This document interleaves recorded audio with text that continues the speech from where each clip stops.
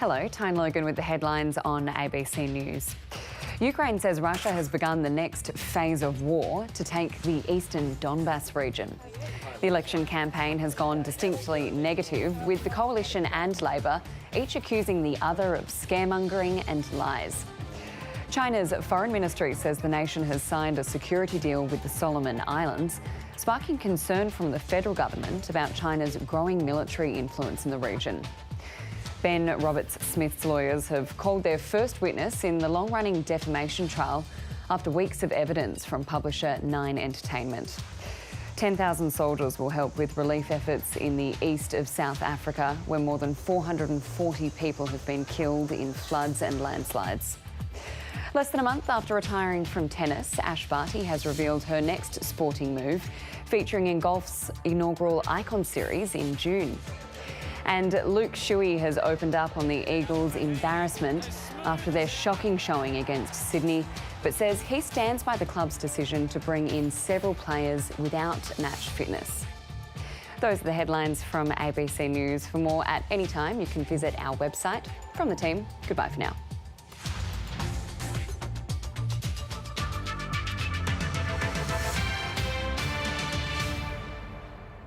This is DW News live from Berlin. Russia must not win the war in Ukraine. That's the message from the German Chancellor Olaf Scholz. He says Western leaders agree on providing maximum military and financial support to Ukraine, but will stop short of getting involved in the conflict. And on the front lines, the fighting intensifies. Russia launches a massive new offensive in the east. The Kremlin says capturing the Donbass is now its main objective. And our correspondent meets Ukrainians trying to rebuild their lives. Residents find some comfort in cleaning up, but live in fear of the Russians returning.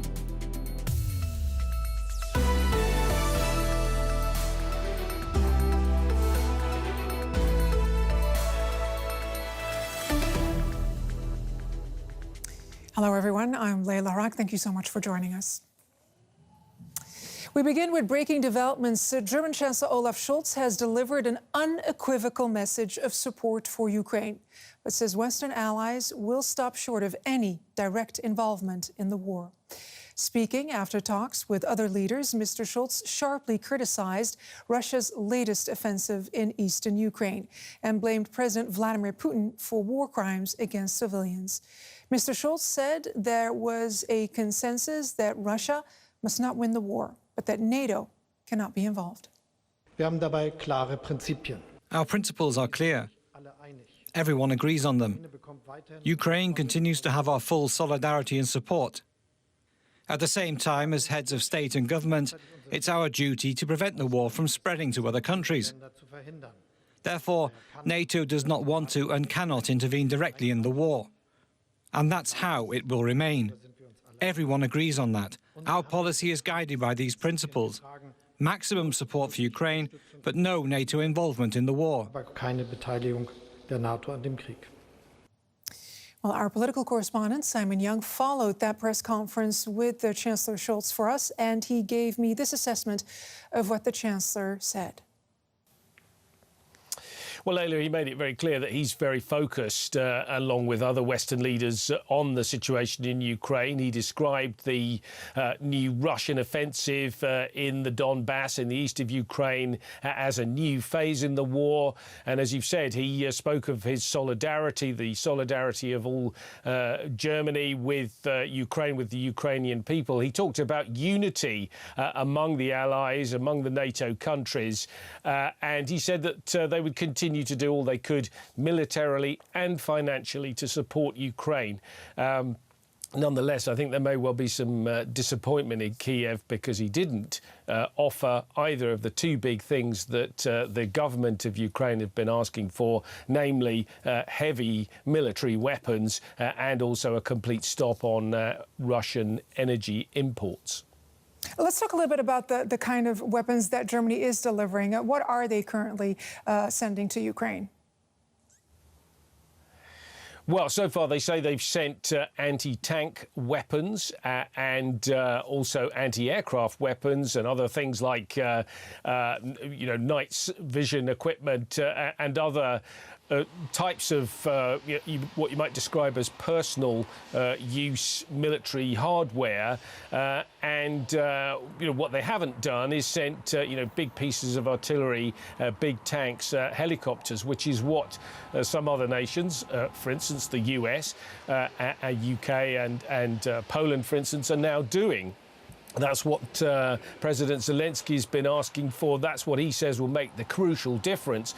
So when Chancellor Scholz talks about making it possible for the Ukrainian military to defend their country, well, he also has to answer, which he hasn't done so far, how they can do that with just the support they're getting from Germany.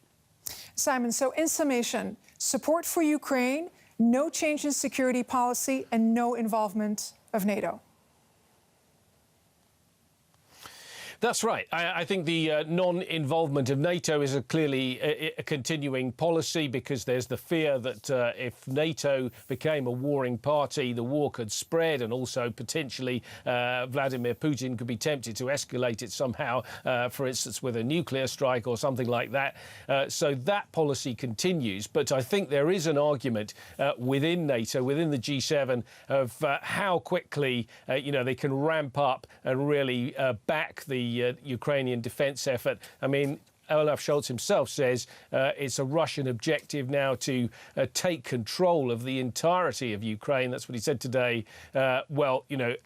More support is definitely going to be needed from outside Ukraine if that effort is going to be resisted. Simon Young, DW's political correspondent, reporting. Thank you very much, Simon. While on the ground, Russia is stepping up its battle for control of Ukraine's industrial heartland. Officials on both sides are calling it a new phase of the 7-week war. Areas marked in blue in this map are already under Russian control. After days of regrouping, Vladimir Putin's forces have launched a full-scale offensive with thousands of troops in the eastern Donbass region.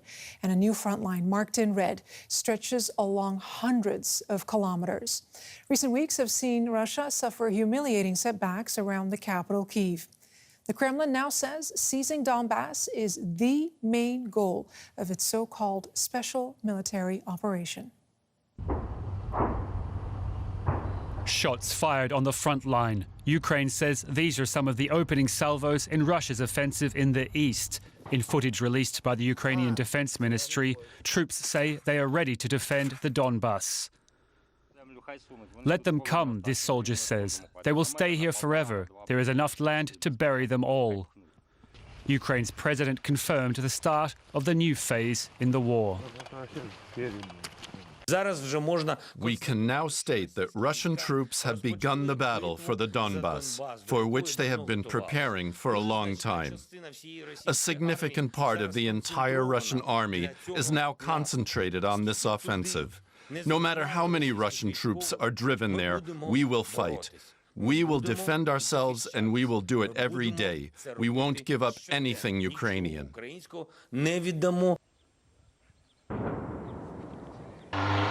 Thousands of residents are now trapped in towns under constant shelling. This woman lives in the remains of a village near the front line. She describes living in a new no-man's land. We don't even know where the shelling comes from. We wait for it from there, thinking that the Ukrainian army will protect us, but then it comes from there. There's shelling from all directions. Humanitarian groups raced to evacuate sick and elderly residents from the contested Donetsk region, adding to the estimated 10 million Ukrainians who've now fled their homes by any means possible. The main difficulty is that people who have problems moving had to be evacuated. Very ill people who are living their final days or weeks or months. And that's why it was so difficult. With Russian forces in control of much of the south and east, one pocket of resistance remains: the Azovstal steel plant in Mariupol. Several thousand Ukrainian forces are entrenched here under heavy attack. On Tuesday, Russia issued yet another deadline for them to give up their arms. But here, as elsewhere, Ukrainians are refusing to cede any of their territory without a fight. Well, with Russia now focusing on the Donbas region, some Ukrainians are able to return to what's left of their homes. DW correspondent Rebecca Ritters traveled to the city of Irpin, where residents there have started to rebuild. Well, Ukrainians forced to leave their homeland often endure hardship and danger before reaching safety in other countries. Volunteers who bring in vital supplies and transport women and children away from the fighting also face perilous journeys. These volunteers in Kyiv are loading this old city bus with supplies and food for the people of East Ukraine. Ralph Kuban is from Germany. He's the co-founder of IMEZ, an organization which transports people out of crisis zones. We plan to evacuate this village. We have one contact person on location. It's very close to the fighting zone, and we expect the fighting zone to expand and include this area. It's a 530-kilometer journey from Kyiv to East Ukraine. After a small breakdown and a 12-hour drive, they arrive in Losova. Things have to go quick, and they immediately start unloading. At any moment, the fighting could flare up again. The Russian troops aren't far. Evgenia is leaving her hometown with a heavy heart. Her parents want to stay. We are going because the children are suffering and crying. Warplanes are flying overhead. There are explosions. It's hopeless. I am worried about my parents. It's time to say goodbye to the last remaining men. Many women are already on their own. Their partners gone to fight for the Ukrainian army. I had my doubts because I didn't want to leave my husband behind. He is in the territorial defense forces. Of course, I'm worried about him. The people leaving can only take a few personal items and a small suitcase with them. They're deeply traumatized. My children and grandchildren have fled. They went to Pulheim near Cologne, and I was alone here. I'm a school teacher, but now there are no more children to teach, so I am leaving too. Ralph Kuban ready to head back. He says one reason he wants to help the people here is that he comes from Ahrtal, an area in Germany which was recently heavily flooded. When you've lived through losing everything you own from one day to the next, you want to help others going through the same. He brings the bus to safety out of East Ukraine. It's a long drive, but tomorrow they'll be in Poland. Thanks so much for watching. The news continues right here.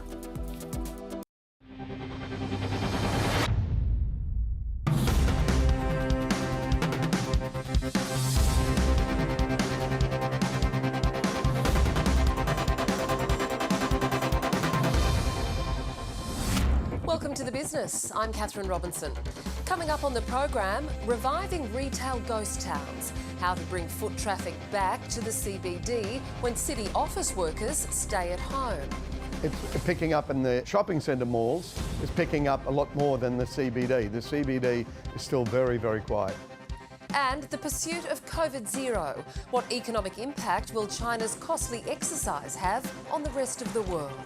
But we do think that there will be more policy measures to support infrastructure investment. I think that will still bode well for China's imports from Australia in terms of the commodity imports. 2 months after return to the office day across Australia, workers are slowly returning to CBDs hammered by lockdowns. But office occupancy is still just half of pre-pandemic levels. Retailers relying on foot traffic are reporting a rise in numbers, but face the double whammy of less sales and landlords playing hardball on rents. And there are concerns CBDs may have changed for good, with working from home the new normal for many. Daniel Ziffer has the story.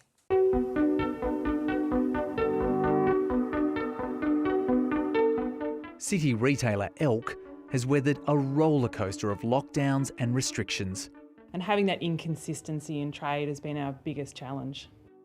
Busy online and in its suburban branches, Elk's store in Melbourne's central business district has been waiting for office workers and tourists to return.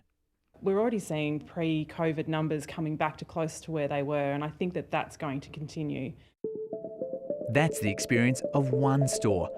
But a man with more than 1,000, retail giant Solomon Lew, says there's pain everywhere. Businesses are failing. Coffee shops don't have visitors. The sandwich bars don't have visitors.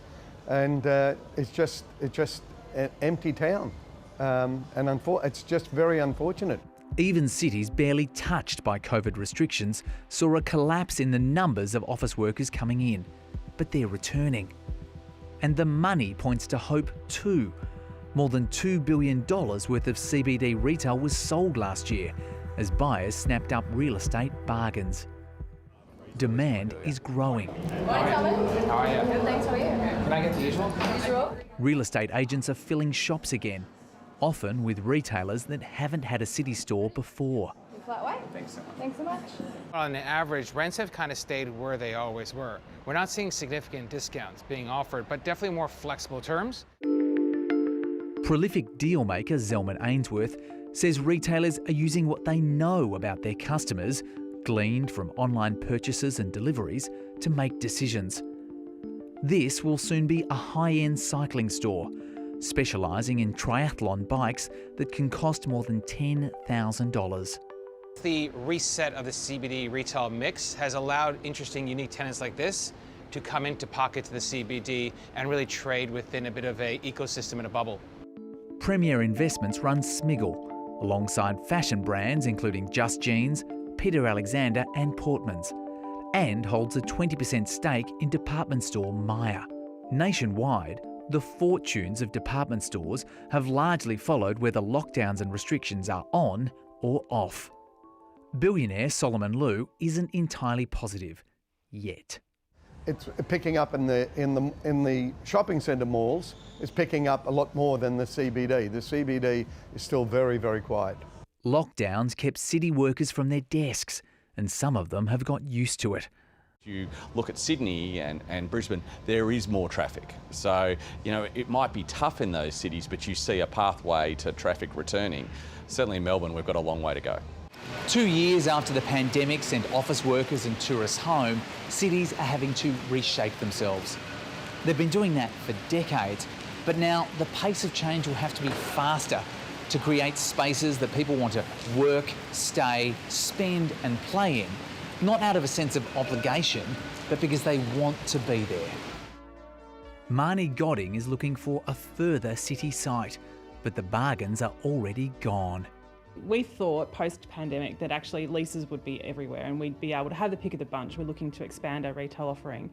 However, it's actually the opposite. We're seeing, less and less doors available. Back to the CBD. But it's a story of hope and fear, all in the same city block. Daniel Ziffer there. Well, Shanghai, a metropolis of nearly 26 million people, has been in lockdown since late March as President Xi Jinping holds fast to his COVID-0 strategy. Residents in the financial hub of the country are becoming restless as food supplies dwindle and case numbers rise. Their collective fears and frustrations recently captured on social media.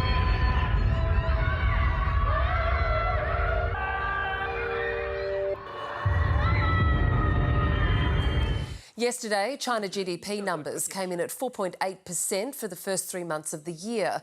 And while they don't reflect the lockdowns, March activity data does shed a light on the headwinds to come for consumption and production. ANZ's Betty Wang says President Xi's persistence of COVID-0 worked well initially, but full-scale lockdowns in major Chinese cities could cost GDP up to 0.5 percentage points. Indeed, the zero COVID policy has some negative impact on household consumptions and also services sectors. But I think there are two periods that we need to differentiate when we assess this policy impact. First is before the Omicron outbreak, and the second is after the Omicron outbreak. So before the Omicron outbreak, say like in the past 2 years, I would think that the zero COVID policy worked well for China, as the policy can be as targeted as possible, and the policymakers are aware of avoid, making negative impact on local productions. But of course, after the Omicron outbreak, it posed a much higher challenge for local governments and also policymakers to control the Omicron transmission. And of course, there are some estimates to suggest that a full-scale lockdown in China's major cities could cost GDP as high as 0.4 or 0.5 percentage point, which is quite significant in our view. Well, on GDP, we saw the numbers out yesterday, 4.8% for the quarter. I mean, is that what you were expecting? Do you think that can be maintained given the lockdowns that we're seeing at the moment, which are yet to impact on consumption and production? Well, actually, the GDP number exceeded our expectations, coming in at a upside surprise. We do think that coming into Q2, China's GDP growth will be negatively affected by the Omicron and also local lockdown, for example, lockdown in Shanghai and also, in probably some other cities. But having said that, the growth outlook will be critically depending on how this local lockdown will be lifted and when the local economic activities will be resumed.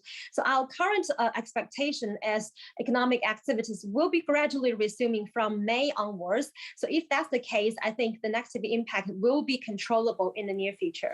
But of course, it really depends. Yeah. Yeah, sure. We know that authorities have this yearly growth target of 5.5%. I mean, do you think that will be achieved, or is China at risk of a slowdown that could spark a recession both at home and abroad? Well, if you compare with the 5.5 GDP growth target set by the officials, our 2022 GDP forecast is only 5%. That is 0.5 percentage point lower than the official target. And with this Omicron outbreak and the local lockdowns, that raise the bar of achieving the official growth target, obviously. But it doesn't mean that policymakers will have nothing to do and just wait until the negative impact comes through. So we do think that policymakers will need to step up their policy efforts to support growth if they really want to stick to the 5.5% growth. For example, monetary policy, we expect some, reserve ratio cut and also the relending quota expansion. On the other hand, from fiscal side, China also have fiscal policy measures to manipulate, including increasing the issuance of special local government bonds and even revising the fiscal deficit ratio if possible. I mean, China's cabinet has promised more on the fiscal and monetary fronts, but the central bank didn't cut rates on Friday and is yet to boost stimulus by changing the reserve requirement ratio. So when do you think they will step up, and in what form does it need to come in?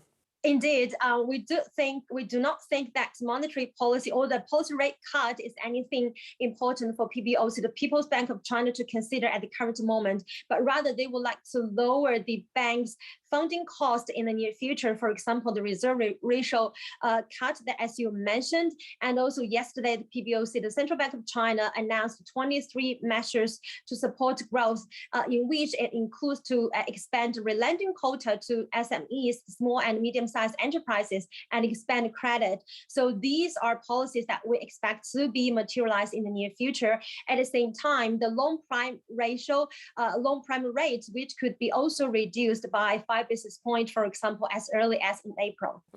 Well, China is our largest trading partner. What do you see as being the effects on Australia when you're looking through that prism, particularly of commodity demand and prices? Well, I think the economic ties between China and Australia are quite natural, since China still needs to develop their economies, especially in the current difficult time. We do think that there will be more policy measures to support infrastructure investment, to bring forward infrastructure investment to the first half of this year, in addition to some policy support to property markets. So if that's the case, I think that will still bode well for China's imports from Australia in terms of the commodity imports. Betty Wayne, great to talk to you. Thank you for your time. Thank you. To markets now, and the All Ordinaries and the ASX 200 both ended more than 0.5% higher after the long weekend. Shares in both AMP and Dexus Property Group ended higher as the two companies confirmed speculation of a possible deal for AMP's private markets business, Collimate Capital. However, AMP says it's in discussions with multiple parties over the sale of the asset. And the Aussie dollar is buying a little under 74 US cents. I spoke to Marcus Padley from Marcus Today after the market closed. Marcus, what did the market make of the RBA minutes today? I took it in its stride, Kath. The line that was important was the one about these developments have brought forward the likely timing of the first increase in interest rates. We sort of knew that, though. They removed the word patient at the last statement, so people know it's on the cards. And now we've got the market, or the bond market, looking for, can you believe it, 7 rate rises by the end of the year. That's 2%. Make no mistake, interest rates are going up. It hasn't started yet, but this period of low interest rates is coming to an end. I don't know whether you watch your property market in your local area, but I can tell you there are more people who have taken the money and run in the last 6 months than have in the last 6 years. And property prices look like they're peaking out a little bit. Just on the timing of the rates, do you think that the RBA is going to raise before May 21? Well, it's politically incorrect for the RBA to have any influence on the timing of or on an election, so they generally avoid doing anything either side. But and so we were looking at a July rate rise, but at this point, with the Fed now talking about a 75 basis point rise in 2 weeks' time, the pressure is really on, and the RBA are getting behind the curve. We've got an April 26th inflation number. That's likely to be the first number since 2010 that's above 3%, which is the target band. So the pressure is on for the RBA to do something, almost certainly not ahead of the election. But the question is now whether they do it in June or whether they do it in July. It doesn't really matter. It's going to happen. June is now the betting in the bond market. OK, and onto some company news now. One of the features of the day was a huge jump in graphite producer Sierra Resources. Yes, up 14.3%.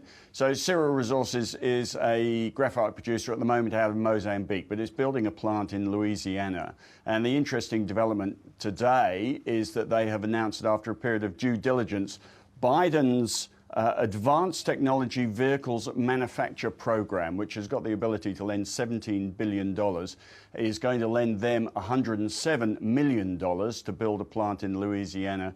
And this is effectively the US government putting their foot on graphite production, which of course goes into electric vehicles. And the interesting part of that is it sort of opens this idea that globally a lot of supply for battery-related materials, advanced materials as Biden calls them, comes from China or Myanmar. And here we have the world beholden, or the industries beholden to China for things like graphite. And so the US government's doing its best to put their foot on graphite supply. Marcus Padley, thanks for your time. My pleasure, Kath. And that is all from The Business. For more on those stories, head to the ABC News website and you can catch the program anytime on iView. I'm Catherine Robinson. Thanks for your company. The city has been in lockdown. Welcome to the program. If you were flying anywhere over the Easter weekend, you were probably tearing your hair out. Nobody doubts it's been a tough 2 years for Qantas and others, but just as travel was getting back to normal, the national airline has been plagued by ludicrous security lines, lost luggage, delayed flights and lengthy wait times to customer service hotlines. Reporter Hagar Cohen and producer Aveen Hunjan take a look at what's going on.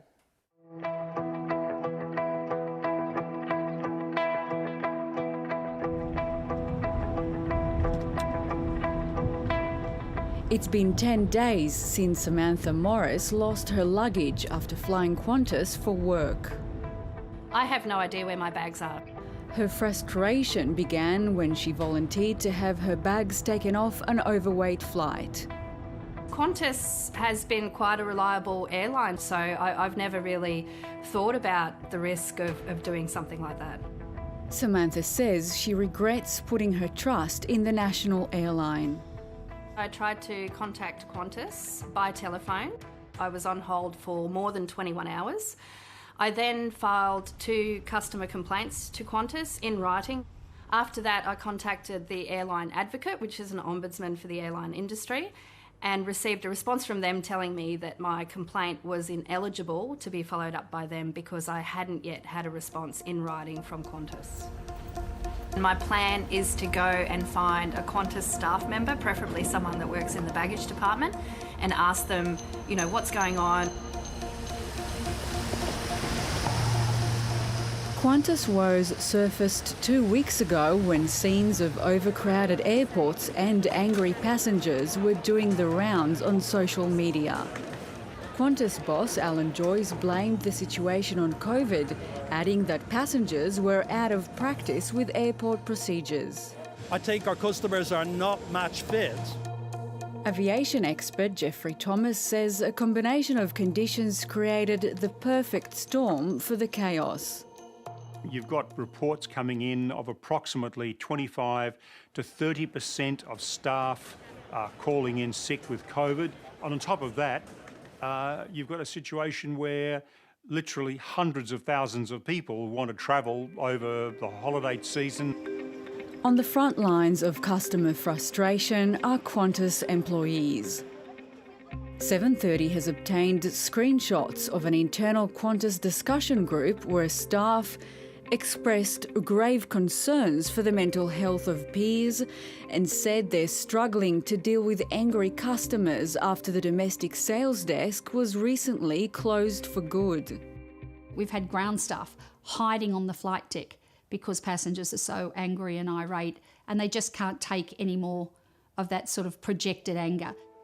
Terry O'Toole runs the Flight Attendants Union after leaving her job as a Qantas flight attendant last year.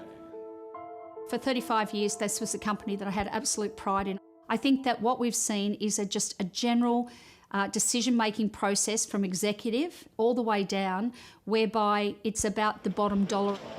Qantas is under enormous cost pressure all the time from these new startups, these low-cost carriers. It doesn't take much for them to move from Qantas to a cheaper alternative.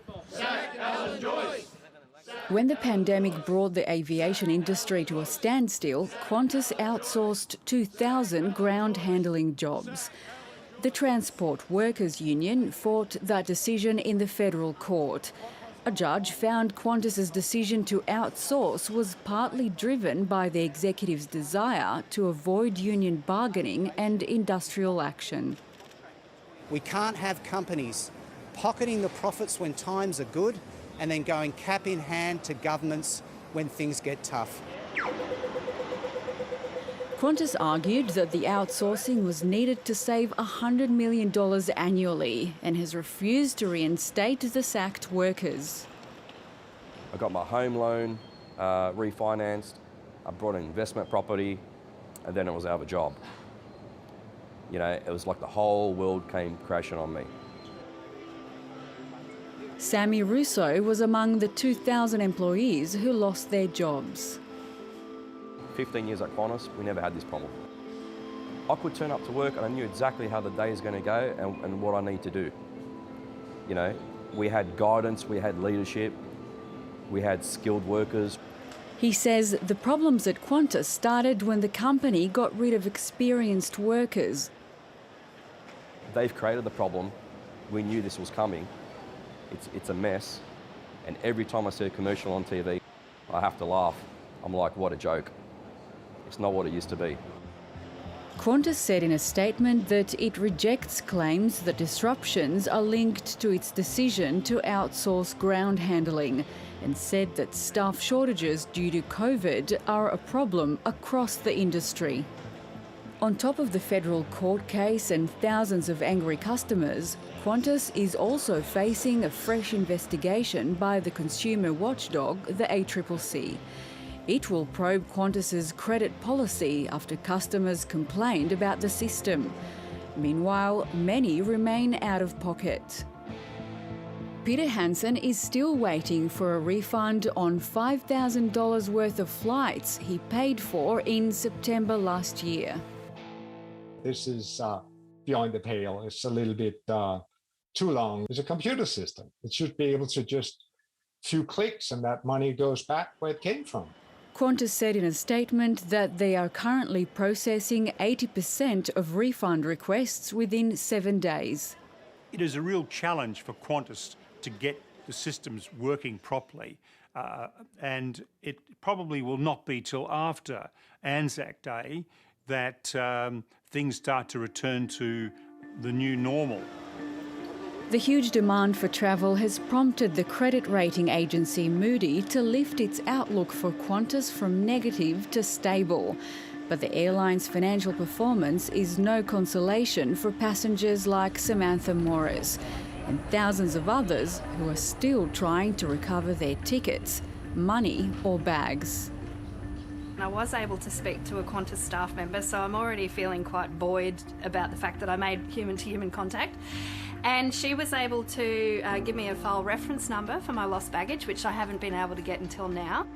She still couldn't tell me where my bag was or when I might have it, but I do feel like I've at least made some inroads into finding the answer to that question. You can find a full statement from Qantas with detailed responses to the cases in that story on our website. We were also joined by Andrew David, who runs Qantas Domestic and International Services. Andrew David, thanks for your time today. Qantas knew that it had staff shortages due to COVID, and you knew that airports were the same. You knew that Easter would be super busy. None of those things happened suddenly or unexpectedly. Why then weren't you better prepared?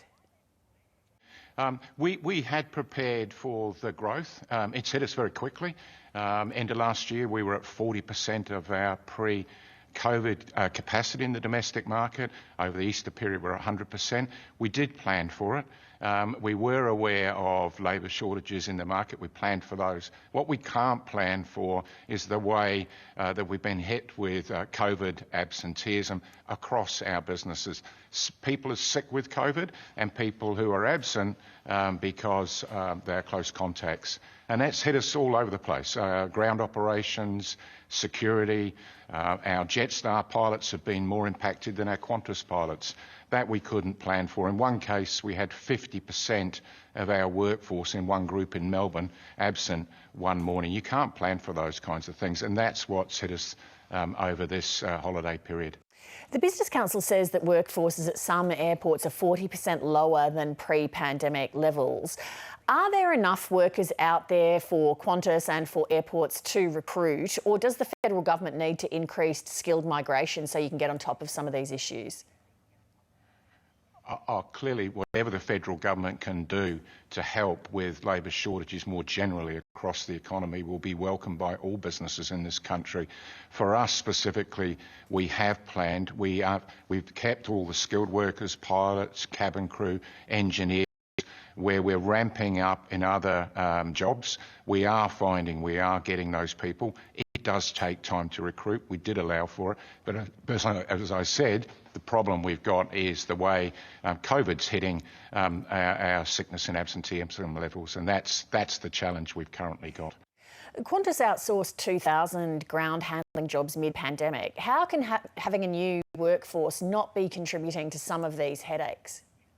Well, it's not a new workforce because in 55 of the 65 airports, we'd already outsourced to all of these ground handlers over many, many years. So they were used to Qantas and they had the staff and they had the equipment.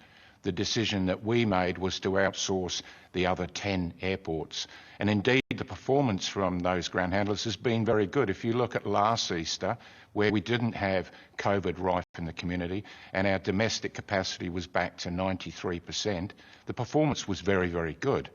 The difference this time round, when we're just over 100%, is we've got COVID in the community and all of the ground handlers have been hit by that. So it has nothing to do with outsourcing and everything to do with the way COVID is impacting our workforce.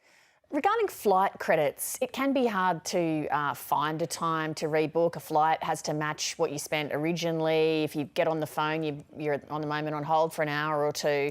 Why not simplify it so that you can just have rebook or immediate refund so that people can get their money back? Because if you haven't flown them anywhere, it is their money that you're hanging on to. Well, exactly, Lee. We've refunded since the pandemic $1.8 billion in refunds. We're currently holding $1.4 billion in credits. An initiative we just put in place last week was to automate 80% of those that want a refund. Where the booking is simple, we can do it quickly, and for that 80% we will get them a refund within 1 week. Where currently it's anywhere between 6 to 8 weeks, and at the worst case it actually blew out to 12 weeks. But for 80% it will be down to 1 week. The other 20% tend to be more complicated itineraries, where they've used part of the itinerary but not the rest, or it's with multiple airlines, or it's through a travel agent. And those are more complex for us to handle. Those ones we're still going to have to do offline. But 80% from this week onwards, they should be able to get a refund within 1 week. Andrew David, thanks very much. Oh, pleasure. Thank you, Lee. Now to the election campaign and political correspondent Laura Tingle's take on the strongly negative turn in both parties' messaging as Labor desperately tries for a reset after its problematic opening week. Good to see you, mate.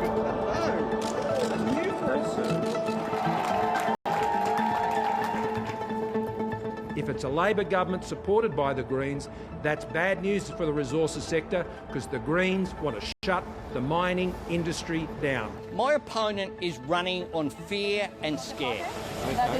Anthony Albanese is working away in the darkness there, trying to frighten pensioners at night. During this term of this parliament, this minister said this: we're seeking to put all income management onto the universal platform, which is the cashless debit card. Election campaigns are full of promises, mistakes and announcements. Sometimes our political leaders speak in positive terms about the future. I love this country and I love Australians. And more than ever, I am optimistic about our future and what I know Australians can achieve. My fellow Australians, this election will determine whether we can come together to build a better future. But in the past couple of days, the political campaign has turned negative, very negative. That is, the combatants are telling us a lot about what's wrong with the other side instead of their plans for the country. The coalition, which is trying to make Labor the issue at the election, has been pretty negative from the start. The Labor opposition, who Australians know can't be trusted to manage money, they know that they're unproven. But under growing pressure, Labor has also been going increasingly negative as it seeks to turn the pressure back on the government's own record. We have to act on climate change. Now, this government have had 22 separate policies on energy and climate, and they haven't landed a single one of them. What we saw from the federal government, whether it be bushfires, floods or the pandemic, is a real pattern of behaviour. And by today, the campaign is starting to be dominated by scare campaigns. That's the claims made about your opponents based on little or no evidence.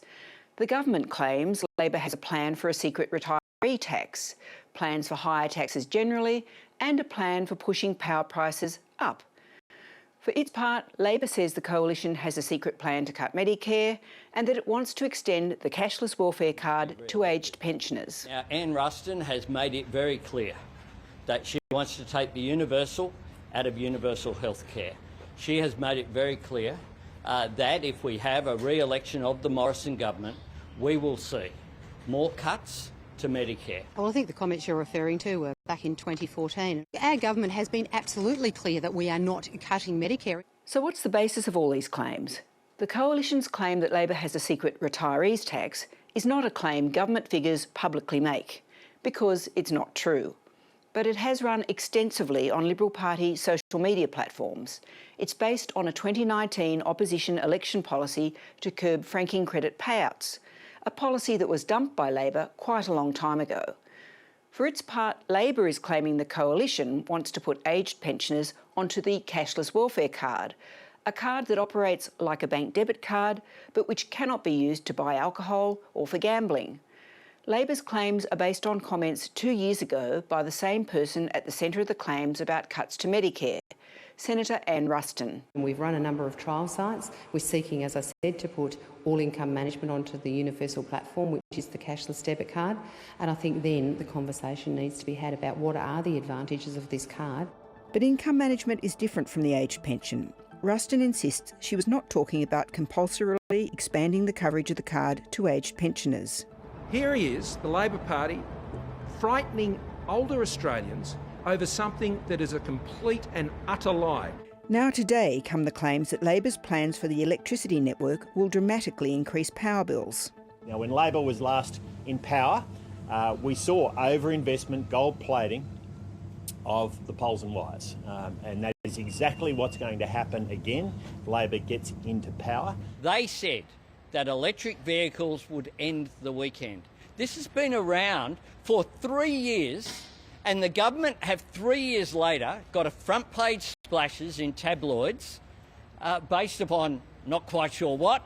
Angus Taylor can't say what it's based upon in interviews he's given this morning.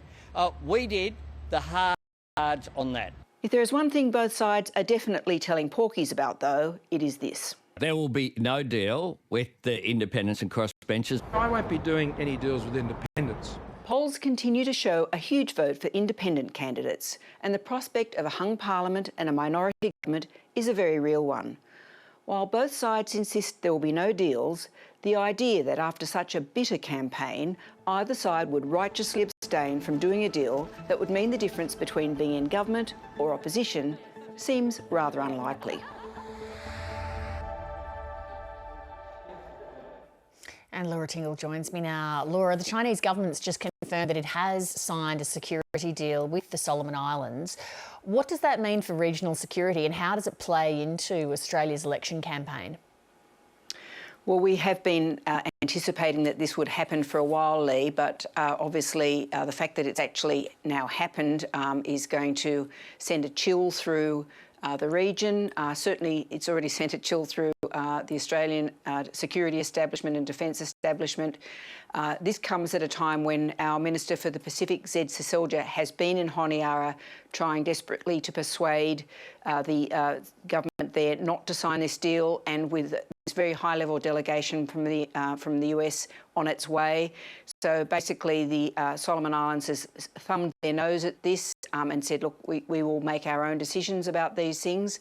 How does it play into the election? Well, clearly it does raise a question about how this was allowed to happen on the coalition's watch. But I think crucially the question will be, in an election campaign, will everybody take a bipartisan position and basically talk about the broader issue? But it'll probably increase the element of khaki election in the campaign. Laura Tingle, thank you. Thanks, Lee. In recent weeks, dozens of asylum seekers have been released from immigration detention into the Australian community. That's renewed calls for a Tamil asylum seeker family to be allowed to return to regional Queensland, as Rhiannon Shine reports. It's school holidays, and like a lot of other Perth families, the Nardezalingam family is spending today at the zoo. That means 4-year-old Tharnika and 7-year-old Kopika get to see their favourite animal. A koala. Koalas are my favourite because they are furry. But the Nardezalingams are in a very different situation to most families. அவருக்கு இப்போதைக்கு community detention என்ற ஒரு சூழ்நிலையில் நாங்கள் பெர்த்தில் இருக்கிறோம். அவக்கும் ஒரு visa கொடுத்திருந்தா நாங்கள் பிலவிழாக்கு போவோம். அதைத்தான் எதிர்பார்க்குறோம், பிலவிழாக்கு போகிறோம். They've been in community immigration detention here since last year. Hi, girls. They believe their home is in regional Queensland, where they lived up until 2018 and where their friends are. Will we have our special hugs now? Yeah. Are you ready to do our special hug? Oh, I can feel it. Okay. Love you.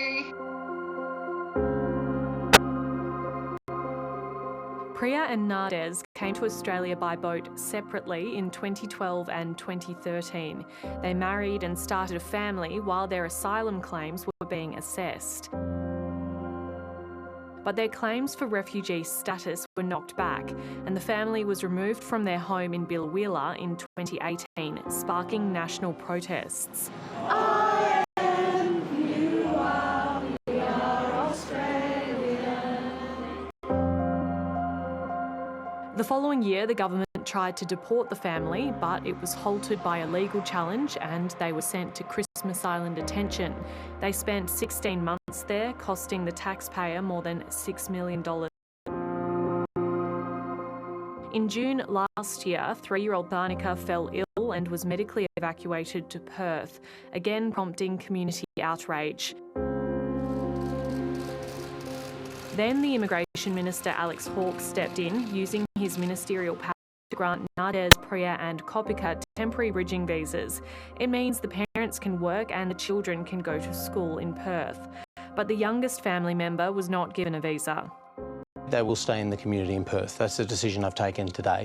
And that's where they'll remain while all remaining matters are heard.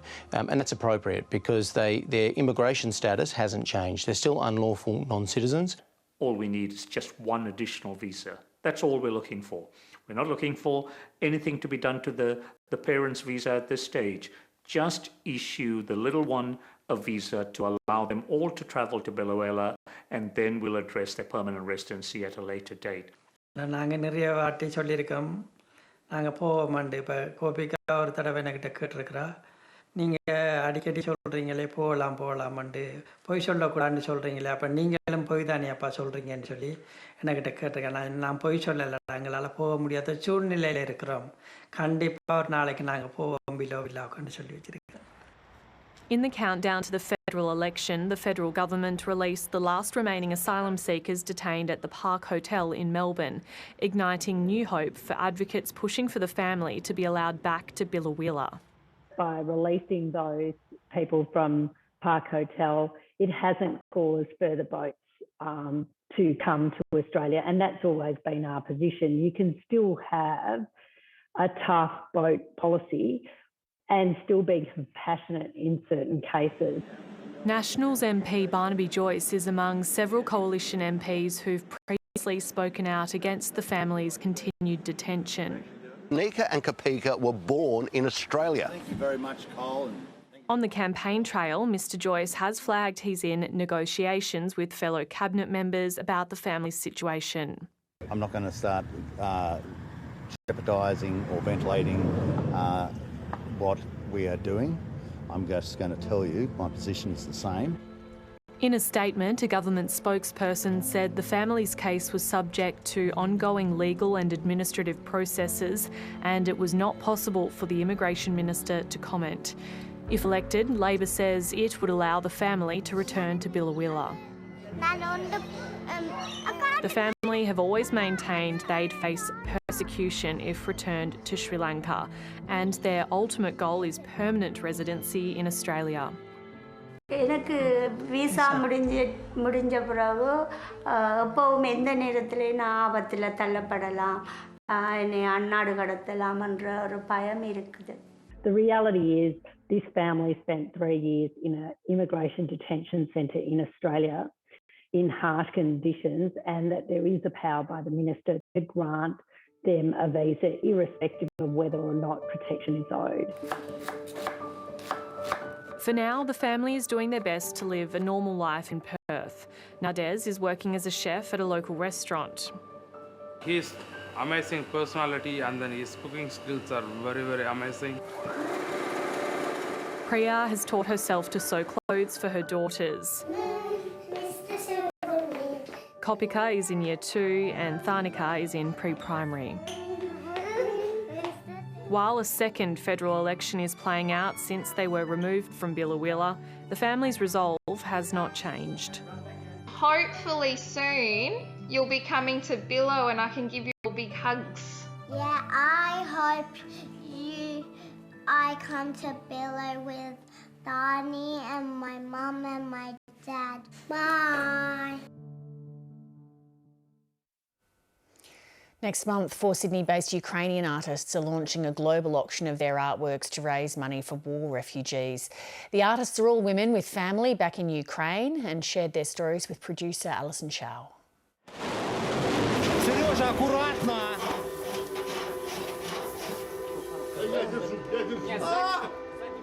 When the war started, I couldn't believe that it's happening.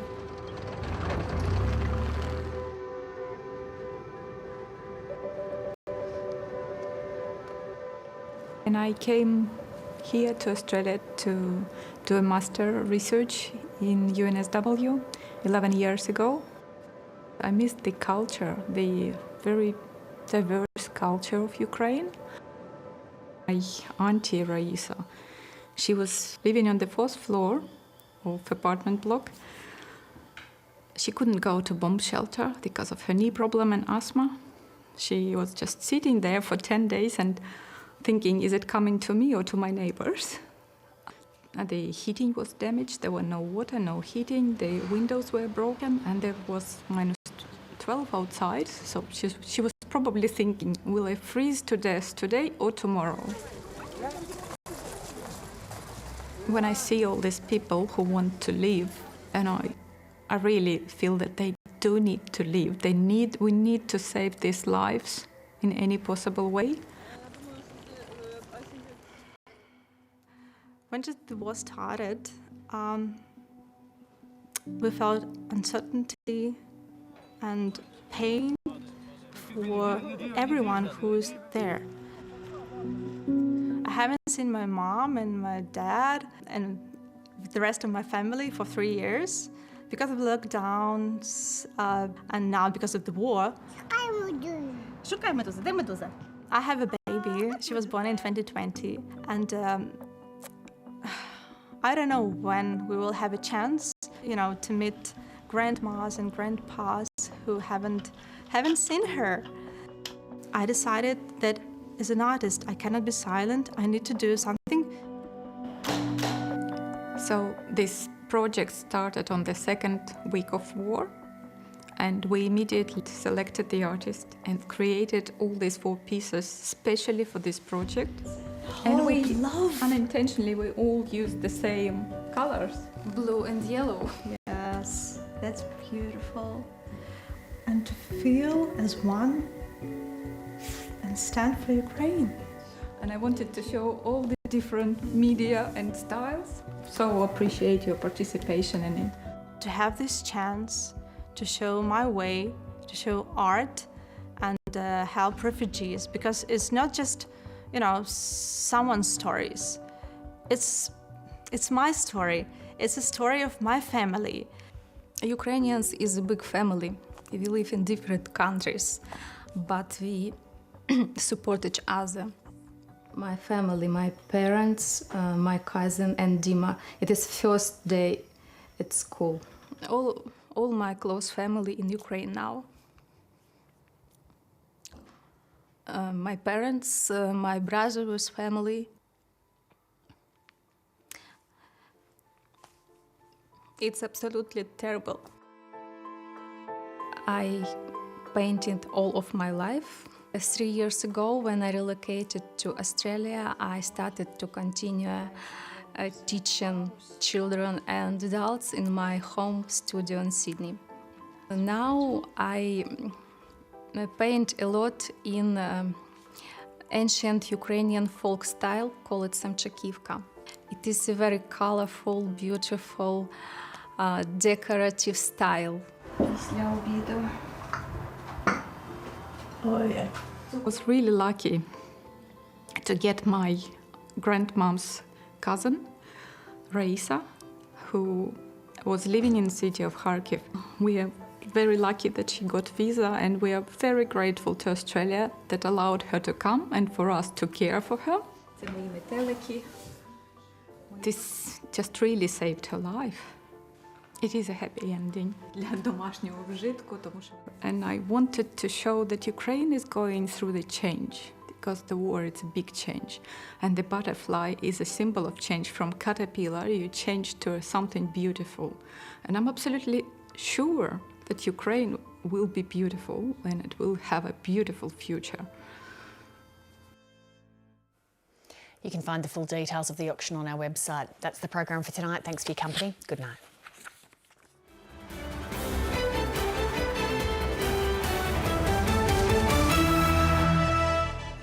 And Russia must not win the war. That is the message from German Chancellor Olaf Scholz. He says that Western leaders are agreeing on providing maximum support to Ukraine, but will stop short of putting NATO boots on the ground.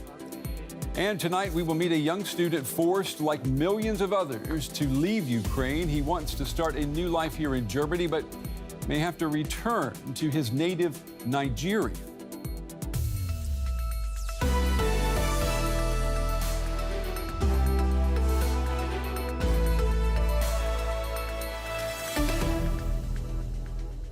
I'm Brent Goff. It's good to have you with us. Russia is stepping up its battle for control of Ukraine's industrial heartland. Officials on both sides are calling this a new phase of the 7-week-old war. Now, areas I want to show you marked in blue on this map, they are already under Russian control. You see the areas there in eastern Ukraine. After days of regrouping, Vladimir Putin's forces have launched a full-scale offensive in the eastern Donbass region right there. That's the industrial heartland. It's a new front line marked in red that stretches, as you can see, they are hundreds of kilometers. Now, recent weeks have seen Russia suffer humiliating setbacks around the Ukrainian capital, Kyiv. The Kremlin now saying that seizing Donbass is the main goal of what it is calling a special military operation.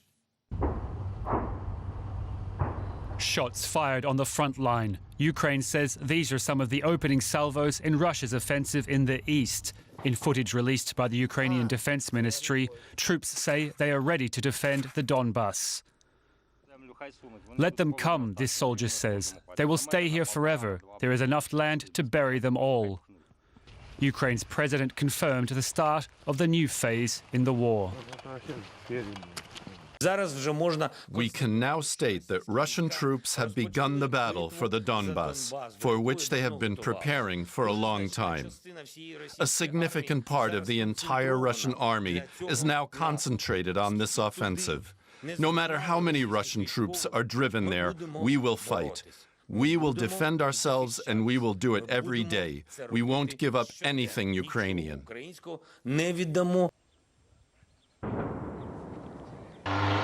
Thousands of residents are now trapped in towns under constant shelling. This woman lives in the remains of a village near the front line. She describes living in a new no man's land. We don't even know where the shelling comes from. We wait for it from there, thinking that the Ukrainian army will protect us, but then it comes from there. There's shelling from all directions. Humanitarian groups raced to evacuate sick and elderly residents from the contested Donetsk region, adding to the estimated 10 million Ukrainians who've now fled their homes by any means possible. The main difficulty is that people who have problems moving had to be evacuated. Very ill people who are living their final days or weeks or months, and that's why it was so difficult. With Russian forces in control of much of the south and east, one pocket of resistance remains, the Azovstal steel plant in Mariupol. Several thousand Ukrainian forces are entrenched here under heavy attack. On Tuesday, Russia issued yet another deadline for them to give up their arms. But here, as elsewhere, Ukrainians are refusing to cede any of their territory without a fight. And our correspondent Emma Shah, she is in the western Ukrainian city of Lviv, covering the story for us. Good evening to you, Emma. So let's talk about, we've heard from both the Ukrainians and the Russians that this new offensive is underway. What's been the reaction of the people you've been able to talk with? Well, Brent, people here in Lviv are very much bracing themselves for this offensive, and not only people who are locals, people who are living in Lviv before the war. There's also, you know, here the population has tripled since the beginning of the war because of the internally displaced persons who moved from eastern Ukraine, currently under attack, to here to seek shelter. I've talked to some of them this afternoon. I talked to people who have just arrived from the Donetsk region, from Luhansk, from Donetsk, from all of these eastern parts of Ukraine. They had waited up until this moment because they thought they could hold on. They thought they could stay in their homes, but they feel no longer safe. And they took a train yesterday. They arrived today in Lviv to try and seek shelter. So people here are very much feeling the effect of that Russian offensive on Donbass. And let's talk about Donbass here. You know, we've heard President Zelensky say that this is the battle for Donbass. The question is this a case of he who wins the battle also wins the war? How important is the Donbass region that Russia wants to take control over? Well, for both sides, for both the Ukrainian side and the Russian side, it is paramount to win Donbass because it is an economic asset. It's the industrial heartland of Ukraine. You've mentioned it earlier. It is very rich economically, industrially, in earth resources. There's a lot to be gained, like natural gas, lithium, are things that both countries would very much like to benefit from. And of course, politically, for Vladimir Putin, after so many setbacks here in Ukraine, this would be very significant for him to win this region. His troops, the Russian troops, are backing separatist troops. You know, Donbass is the region here in Ukraine where you have the strongest Russian-speaking community, but also the most separatists in the region. They had also a self-proclaimed the so-called People's Republic of Donetsk and of Luhansk a few weeks ago. Our correspondent Emma Shahs with the latest tonight from the western Ukrainian city of Lviv. Emma, thank you. Thank you.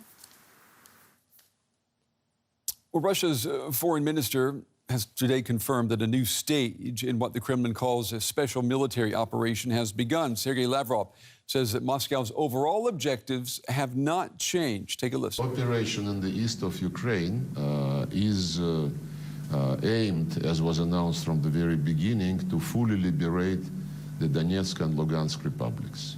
And this operation will continue. It is beginning, another stage of this operation is beginning, and I'm sure this will be a very important moment of this entire special operation. For more now, I'm joined by Samuel Romani. He teaches politics and international relations at Oxford University. He's also the author of the forthcoming book, Putin's War on Ukraine. It's good to have you on the program tonight. What do you make of what we just heard from Sergei Lavrov there? Basically saying this goal of taking control of Donbass remains and nothing has changed. How do you read that? Well, I think that obviously the war was justified at the start as a mission to protect the people of Donbass, the ethnic Russians who were living there, from what Vladimir Putin called an alleged genocide from the Ukrainians. And that's why the Donetsk and Luhansk People's Republics were recognized right before the war, and they were the two republics that invited Russia into this, first in a peacekeeping capacity and then in an official military capacity. So Russia's keeping its rhetoric consistent, but I think it's got much bigger goals, probably still a regime change in Kiev, even if Lavrov denies that. And if Russia were to be able to capture the east, the Donbass, would they be able to hold on to it long term? Well, I think that some areas they have a good chance of holding on to. For example, they're already starting their offensive in areas like Rubizhny and Popasna, which are vital for the consolidation of the Luhansk Oblast into Russia's orbit. So once that's settled, as well as Donetsk, they'll probably seek to bring Donetsk and Luhansk formally annexed into Russia, much like Crimea. The rest of the regions, maybe aside from Kherson, which they captured with little resistance early on, there'll probably be a lot of insurgencies and a lot more problems. So if they were to capture Kharkiv and Odessa, they'll have a lot harder time keeping that than they would keeping territory in Donetsk and Luhansk, simply because the pro-separatist militias there are strong forces that can police and create a near-totalitarian environment for the Russians. And what does that mean then for the capital, Kyiv? I mean, can people in Kyiv, can they sleep with relative security that there will not be a new Russian offensive or a new threat of a Russian invasion there? Well, I think that no part of Ukraine can really sleep easily right now. That's why it was pretty telling when the Ukrainian government released an air raid alert over the entire country except for Kherson and Crimea. We saw unpredictable Russian strikes in Lviv yesterday, And the capital is still a target, according to the Russian Defense Ministry. They say that they're targeting decision-making centers. Of course, when they say they're targeting government centers or military infrastructure, they end up targeting civilians as well because their bombing is so indiscriminate. So the people of Kiev should remain on alert, and they should remain cautious and vigilant of the fact that if Russia is allowed to succeed in Donbass, they will make another charge towards the capital. And there's so many people around Putin in the Duma and his advisory circle who are cheering that on. And what about the weapon known as economic sanctions that the West has slapped on Russia? Those don't take effect overnight, but we heard today from the head of the Russian central bank that the entire economy is now beginning to feel the bite of those sanctions. How important is that of a weapon in determining the outcome of this war? Well, economic sanctions are certainly going to bite, and the Russians are doing all they can to paper over the cracks. We've already seen the central bank cut interest rates after doubling them to 20%, then cutting them to 17%, and now probably cutting them down to maybe 15% on the 29th of April. We're seeing them increase spending, increase pensions to try to alleviate the short-term shocks. But I don't think the sanctions are going to stop the war. The only way in which sanctions could put Russia's operations to a halt is if all European countries all of a sudden were to stop buying Russian energy, which is extremely remote. It's got to be phased out. Or if some of the countries that are still trading with Russia, in particular China, were to make a drastic move away. And that doesn't seem to be happening. So I think the sanctions will erode the Russian economy in the long term, but they won't lead to a quick ending of the war. Okay. Samuel, we appreciate your time and your insights tonight. Thank you. Thank you very much. Well, with Russia now focusing on the Donbass region, some Ukrainians are able to return to what is left of their homes. Our correspondent, Rebecca Ritters, traveled to the city of Irpin, where residents there have started to rebuild. That was Rebecca Ritters reporting there. Well, the message, it remains unchanged. German Chancellor Olaf Scholz today delivered an unequivocal message of support for Ukraine, also saying that Western allies will stop short of any direct involvement in this war. Speaking after talks with other leaders, Scholz today sharply criticized Russia's latest offensive in eastern Ukraine, and he blamed Russian President Vladimir Putin for war crimes against civilians. Our principles are clear. Everyone agrees on them. Ukraine continues to have our full solidarity and support. At the same time, as heads of state and government, it's our duty to prevent the war from spreading to other countries. Therefore, NATO does not want to and cannot intervene directly in the war. And that's how it will remain. Everyone agrees on that. Our policy is guided by these principles. Maximum support for Ukraine, but no NATO involvement in the war. All right, let's bring in our correspondent, Simon Young. Good to see you, Simon. So the German Chancellor today saying, or delivering a message, basically that nothing's changed, right? Well, it can look like that, Brent. He talks about solidarity with Ukraine and support and unity among the allies in NATO and the G7. At the same time, Germany certainly faces pressure from the government in Kiev, but also from Washington and other partners to do more.